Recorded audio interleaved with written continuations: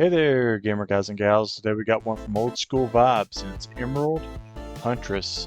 And I believe they only release games on the Xbox and Windows. So this is, I believe, $4.99 on Xbox as well as Windows. You can get it on the Series S and X as well as the Xbox One. There's probably a bundle. They usually make a bundle, but I'm not too sure about that. But if you're looking for easy achievements, this is one you'll want to add. I got all the achievements in around 20 minutes. It's a rather short game. I don't even think there's 10 levels. Basically, you're just trying to grab 3 emeralds, and when you get the emerald, it acts as a checkpoint. If you die, you'll just pick up right there where you pick up the last emerald. It's basically just a platformer where you grab the emeralds and you get to the doorway at the end. There's not a whole lot to say about it. You have a spear. You can either throw it or you can swing it. Combat's kind of iffy with me. It seems like you take a lot of hits that you probably shouldn't, whenever you're trying to hit an enemy. There's hearts. You see at the top you can get 3 hearts.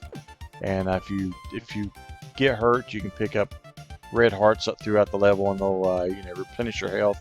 There's also a blue one that'll add an extra heart and fill your bar back up. As you go, you'll be introduced to new enemies. It never feels too challenging though. I think I probably only died maybe 2 or 3 times. I think the most challenge comes in the kind of iffy attack that you have, because you kind of have to be really close unless you're throwing the spear. It's short. Like I said, I beat it in 20 minutes. All the achievements are basically for just beating the levels.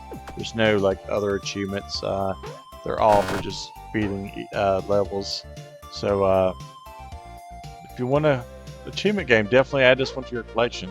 Like I said, it's $5, so it kind of makes up for how short it is. It doesn't have a lot of replay value. I don't see you playing this over and over, but I do see you having a good evening with it.